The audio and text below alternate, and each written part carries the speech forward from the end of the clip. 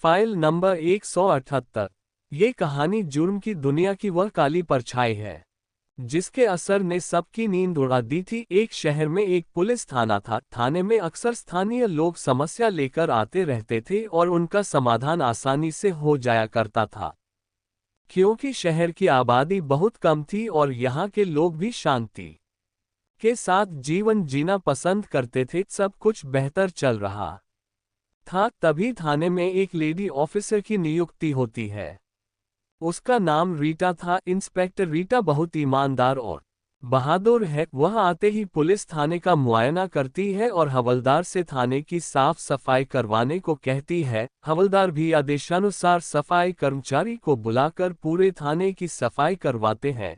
तभी रीटा थाने के store room में चली जाती है। वो वहां कुछ पुराने केसों की फाइल देख रही होती है। तभी अचानक ऊपर से फाइल नंबर 178 केस नंबर 176 जमीन पर गिरती है और रीटा की नज़र उस फाइल पर पड़ती है। जैसे ही रीटा उस फाइल को उठाकर खोलती है, उसके चेहरे का रंग बदल जाता है।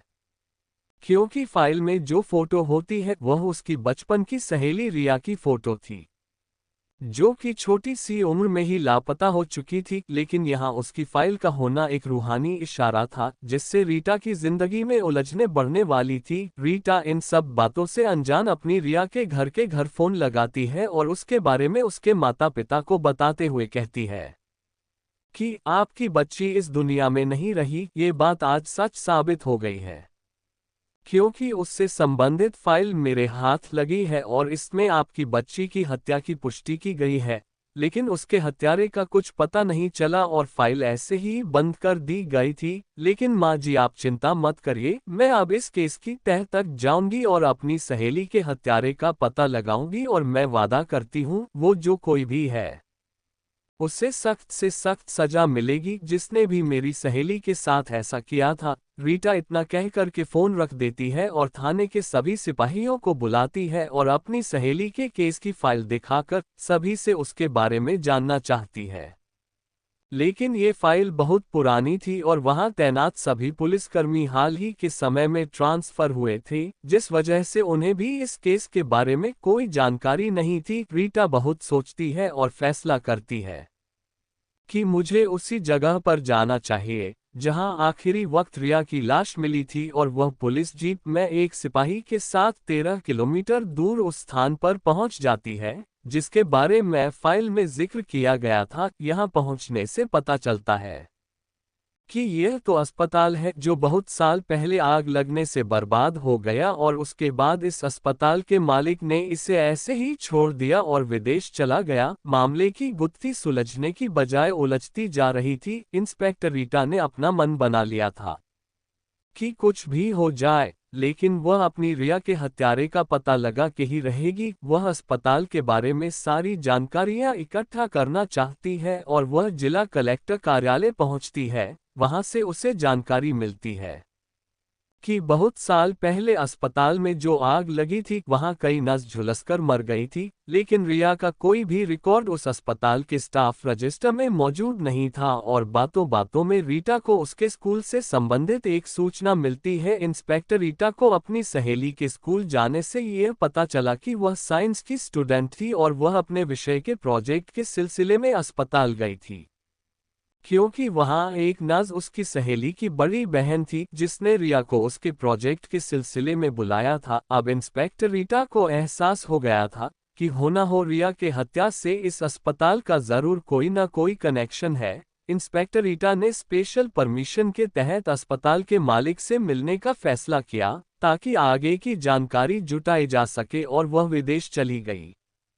वहां जाकर पता चला कि वह व्यक्ति बहुत कामयाब हो चुका था और उससे मिलना इतना आसान नहीं था, लेकिन रीटा के हौसले बुलंद थे। उसने ठान लिया था कि वह उससे मिलकर ही रहेगी और रीटा उस अस्पताल के मालिक का मोबाइल नंबर हासिल कर लेती है और उसे एक धमकी भरा मैसेज रिया की हत्या को लेकर भेज देती है। दरअसल यह अंधेरे में तीर लगाने जैसा था और तीर जाके सही निशाने पर लग जाता है, क्योंकि अब वह इंस्पेक्टर रीटा से मिलने को तैयार हो जाता है और जैसे ही दोनों की मुलाकात होती है तो इंस्पेक्टर रीटा को उसके चेहरे के हाव भाव देखकर पता चल जाता है कि रिया की हत्या में जरूर इसका कोई हाथ है। वह इंस्पेक्टर रीटा को रिश्वत का ऑफर देता है और कहता है, आप इस केस से हट जाए, लेकिन रीटा मजबूर है, वह उसे गिरफ्तार नहीं कर सकती क्योंकि उसके खिलाफ रीटा के पास कोई सबूत नहीं है और वह गुस्से से विदेश से वापस आ जाती है।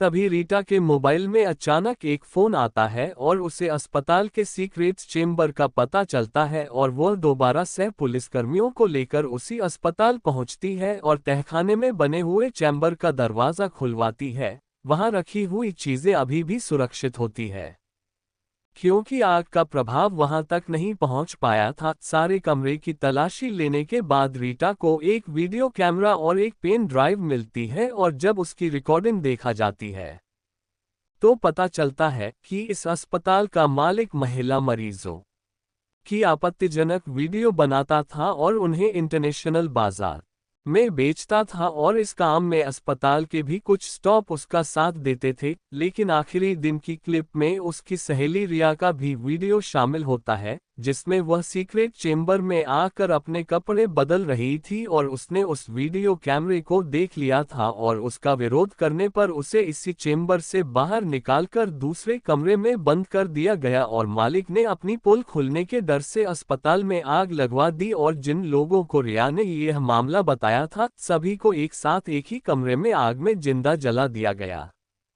ये सारी सच्चाई जानने के बाद रीटा की आंखों में आंसू आ जाते हैं और वह अपनी सहेली की बेबसी को लेकर दुखी हो जाती है, लेकिन बदले की भावना और अपनी सहेली को इंसाफ दिलाने के लिए वह अपनी जान लगा देती है। उसे अब तक ये पता चल गया था कि उच्च अधिकारियों के समर्थन के बिना ये कार्य संभव नहीं हो सकता था, इसलिए उसे संदेह था कि अगर मैं इस फाइल को ऊपर भेजूंगी तो इस केस को भी दबा दिया जाएगा। इंस्पेक्टर रीटा ने दिमाग लगाते हुए सारी फाइल मीडिया में वायरल कर दी और देखते ही देखते बात आग की तरह फैल गई और हादसे से जुड़े लोगों के पुराने जख्म फिर से ताज़ा हो चुके थे। यह उस समय का बहुत बड़ा हादसा था। इस वजह से अपराधी को पकड़ने के लिए मांग तेज हो जाती है और कुछ दिनों की कड़ी कार्रवाई के बाद अस्पताल के मालिक को विदेश में ही गिरफ्तार कर लिया जाता है और उससे जुड़े सारे व्यापारों पर पाबंदी लगा दी जाती है। और एक दिन रीटा थाने में बैठकर अपनी सहेली को इंसाफ मिलने पर खुश हो रही होती है।